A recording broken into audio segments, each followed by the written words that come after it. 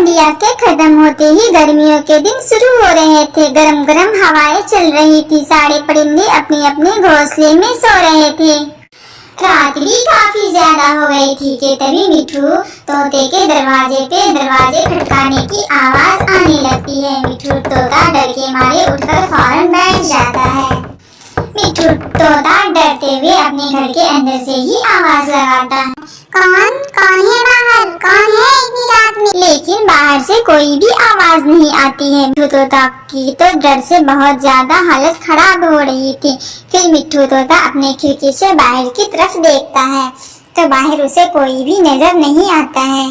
कौन हो सकता है इस वक्त, लेकिन बाहर तो कोई दिखाई भी नहीं दे रहा है। ये कहकर मिट्ठू तोता फिर से वापस आकर अपने घोंसले में सो जाता है। मिट्ठू तोता के सोते ही फिर से दरवाजे के खटकाने की आवाज आने लगती है। पापा पापा, मुझे बहुत डर लग रहा है। ये कौन है बाहर और हमारे दरवाजे को क्यों इतना जोर जोर से खटका रहे हैं? बेटा मैं हूँ ना, तुम्हें डरने की कोई भी जरूरत नहीं है। आप चुपचाप से सो जाओ, मैं देख लूँगा बाहर क्या है नहीं है।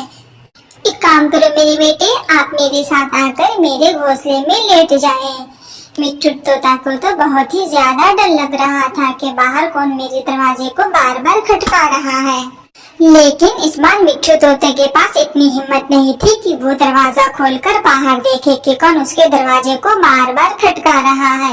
मिट्ठू तोता डर के मारे अपने बेटे को लेकर एक घोंसले में सो जाता है।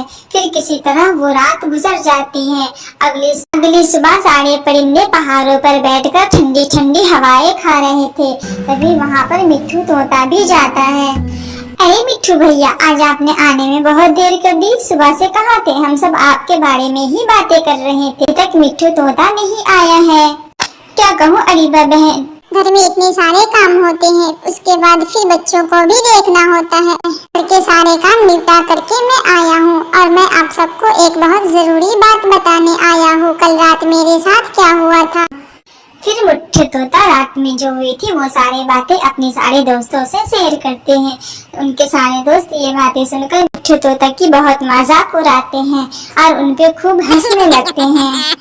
क्या ऐसा भी होता है क्या? अगर कोई बार बार दरवाजे पे दस्तक दे रहा है तो फिर तुम्हें बाहर निकलकर देखना चाहिए था। ये कौन है? वो हो सकता है कहीं कोई वो जरूरतमंद पक्षी हो या फिर कोई इंसान ही हो। तो मिट्ठू भैया आपको बाहर निकलकर जरूर देखना चाहिए था। इसमें डरने की क्या बात है? हम सब तो थे ही। एक मर्तबा आवाज लगाते हम सब के सब आपके पास पहुंच जाते। मिट्ठू तोते, ऐसा भी तो हो सकता है कि आप कहीं नींद में कोई बुरा ख्वाब देख लिए होंगे। कोई भी पक्षी उनकी बातों पर बिल्कुल भी यकीन नहीं कर रहा था। फिर रात हो जाती है। कबूतर अपने घरों में सारे गेट और खिड़कियां बंद करके सो रहा था कि कबूतर के दरवाजे खटकाने की आवाज आने लगती है। कबूतर झट से उठकर बैठ जाता है और अपने दीवार के सुराग से बाहर देखता है, लेकिन बाहर उसे कोई भी नहीं दिखाई देता है। कबूतर वापस अपने घोंसले में लेट जाता है।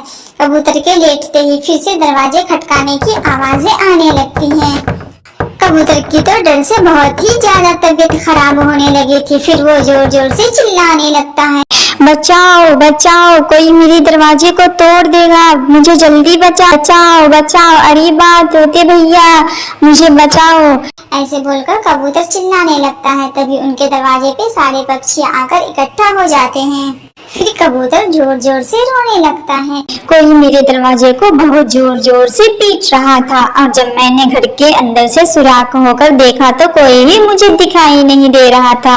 कबूतर की ये बातें सुनकर जंगल के तमाम परिंदे बहुत ही ज्यादा डर जाते हैं। अरीबा आंटी, क्या सच में कोई भूत आता है रात में जो सबके दरवाजे को खटखटा कर चला जाता है? नहीं मेरे बच्चे, ऐसा कुछ भी नहीं होता है। ये सब एक वहम होता है और इसका सच्चाई से कोई हकीकत नहीं होती। ज्यादा तेज हवा चलने की वजह से भी बच्चे दरवाजे खटखटाने लगते हैं या फिर कोई पक्षी या परिंदा आकर भी उसे खटखटा सकता है। ऐसी गलतफहमी में नहीं रहिए, भूत कुछ नहीं होता है। फिर अगले दिन बड़े पहाड़ पर तोता, कबूतर, चिड़िया और काले कौवे सभी एक साथ बैठकर बातें कर रही थी। तभी मिट्ठू तोता कबूतर से कहता है, कबूतर भैया, रात में बहुत मजा आया था ना। उस दिन किस तरह से आप हमारी बेइज्जती कर रहे थे, अब आपके ऊपर बीता तो समझ में आ रहा है ना कि का माहौल क्या होता है और कैसे डर लगता है। अब तो सारे पक्षियों को यकीन हो गया कि हमारे जंगल में कोई अजूबा चीज है। फिर कबूतर बोलता है, हाँ, मुझे तो अब बिल्कुल यकीन हो गया है कि सच में कोई या कुछ न कुछ हमारे जंगल में जरूर आया है, जो रात में आकर बारी बारी से सबके दरवाजे पे दस्तक देता है और हम सबके दिलों में डर का माहौल पैदा करता है। हो न हो ये किसी परिंदे की शरारत भी हो सकती है, जो हम सबको डराने के लिए ऐसा काम करता हो रात गुजरने पर। ठीक है, अगर ऐसा तुम लोगों को लगता है तो आज की रात आप सब हमारे घर पे ठहरो, फिर हम देखते हैं, हो सकता है आज की रात कहीं वो हमारे दरवाजे पे दस्तक दे। मिट्ठू तोते के घर मिट्ठू तोते की बूढ़ी मम्मी भी आई हुई थी। मिट्ठू तोते की मम्मी उन्हें अपने जमाने की पुरानी कहानियाँ सुना रही थी। तभी मिट्ठू तोते के बच्चे उसे बाहर से एक अमरूद का फल खिड़की से अंदर फेंकता है। ये देखकर मिट्ठू तोता बहुत डर जाता है। मम्मी, ये क्या है? लगता है वो रात वाले भूत तो आज दिन ही में हम सब पे अटैक कर रहा है। मेरे बेटे, ऐसा कुछ नहीं है। एक काम करो, हम हिम्मत बनाकर बाहर चलकर देखते हैं कौन है वो भूत और कैसा है जो हमें इतना परेशान करके रखा है। जब मिट्ठू तोता और मिट्ठू तोता की बूढ़ी माँ अपने घर से बाहर निकलती है तो क्या देखती है कि छोटा मिट्ठू आम के दरख्तों पर से आम तोड़ तोड़ कर अपने घर के अंदर फेंक रहा था। ये देख करके मिट्ठू तोता को अपने छोटे बेटे पर बहुत गुस्सा आता है। वो अपने बेटे को एक डंडा लेकर अच्छे से कुटाई कर देता है और फिर कहता है, बेवकूफ कहीं के, तुमने तो मुझे डरा ही दिया था। अगर मैं मर जाती तो फिर तुम अकेले रहते और इसी तरह आजाद शरारतें करते फिरते। माँ को भी इस तरह से कोई डराता है क्या? फिर मिट्ठू तोते के छोटे बेटे डर के मारे और दरख्त के पत्तों में छुप जाता है और अपने पापा को दिखाई भी नहीं दे रहा। उनके पापा मिट्ठू तोता को ढूंढ रहे थे ताकि उन्हें पकड़कर घर लाकर रस्सी से बांध दे।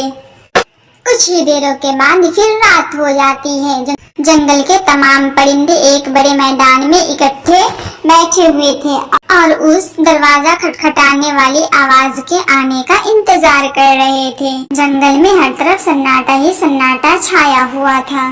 तरफ डर का माहौल बना हुआ था। सारे पक्षी भी डर के मारे सहमे हुए थे। तभी फिर थोड़ी ही देर में अलीबा चिड़िया के दरवाजे की कुंडी खटखटाने की आवाजें आने लगती हैं। दरवाजे खटखटाने की आवाजें सुनकर सारे पक्षियों की तो जान ही निकलने वाली थी। फिर अलीबा चिड़िया के बच्चे अलीबा चिड़िया से कहते हैं, मम्मा मम्मा, लगता है वो डरावनी आवाज वाला फिर हम सबको डराने के लिए आ गया है। मम्मा, मुझे तो बहुत डर लग रहा है, कहीं ऐसा ना हो कि वो दरवाजे तोड़कर हम सबको खा ले। मेरे बेटे, ऐसा कुछ नहीं होगा। हम सारे के सारे एक साथ इकट्ठे हैं। अगर ऐसा कुछ होगा तो हम सब मिलकर उन पर टूट पड़ेंगे। आप बेफिक्र रहो। तभी मिट्ठू को अपने छोटे मिट्ठू की याद आती है। छोटे मिट्ठू तो बहुत देर से ही गायब था। मिट्ठू मिट्ठू, मेरे बेटे छोटे मिट्ठू, कहाँ हो बेटा आप? तोते भैया, छोटे मिट्ठू तो बहुत देर से गायब है। वो यहाँ बहुत देर से दिखाई भी नहीं दे रहा है। पता नहीं वो कहाँ है, शायद बाहर चला गया है। मेरा छोटा मिट्ठू कहाँ चला गया? मुझे तो बहुत चिंता हो रही है उसकी। कहीं उसे वो डरावनी आवाज वाला भूत पकड़ करके ही न ले जाए। मेरे बच्चे को अब मैं क्या करूँ? कहाँ हो मेरे बेटे? जल्दी से वापस आओ अपनी मम्मा के पास। ऐसा कहकर मिट्ठू तोता रोने लगता है। तोते को रोते हुए देखकर सब पक्षी और भी ज्यादा डर जाते हैं। फिर अलीबा चिड़िया हिम्मत बनाकर अपनी खिड़की से बाहर की तरफ निकलती है। ये इतना बड़ा डंडा कहाँ से आया है? मैं देखती हूँ ये डंडा कहाँ से मेरे घर की तरफ आया है। फिर अलीबा चिड़िया उस डंडे के पीछे पीछे जाती है तो क्या देखती है, छोटे मिट्ठू एक पेड़ के ऊपर पत्तों में छुप करके वो लाठियों से अलीबा चिड़िया के घर के दरवाजे को बार बार दस्तक दे रहा था और उसी से खटखटाने की आवाजें आ रही थी। अलीबा चिड़िया छोटे मिट्ठू को देखकर वापस लौटती है और सब सारे पक्षियों को सारी सच्चाई बताती है। अलीबा चिड़िया की बातें सुनकर मिट्ठू तोता बहुत गुस्से में आ जाता है। क्या ऐसा है? छोटी मिट्ठू ऐसा कर रहा है, अभी मैं उसकी खबर लेती हूँ। वो बेवकूफ सारे जंगल में डर का माहौल पैदा कर दिया है। सारे पक्षियाँ डरने लगे हैं। तो ऐसा करने से क्या मिलता है, अभी जाकर मैं उसकी अच्छे से खबर लेती हूँ। नहीं नहीं मिट्ठू भैया, आप रहने दे, आप छोटे मिट्ठू को कुछ नहीं करेंगे, हम सब उनको देख लेंगे। फिर सारे पक्षियाँ उस पेड़ पे जाकर पीछे से एक डंडा मारकर छोटे मिट्ठू को नीचे गिरा देते हैं और जोर जोर से चिल्लाने लगते हैं। ये देखकर छोटे मिट्ठू बहुत ही ज्यादा डर जाता है और सोचने लगता है कि जंगल में कहीं से कोई डरावनी चीज आ गई है, अब वो हमें परेशान कर रहा है।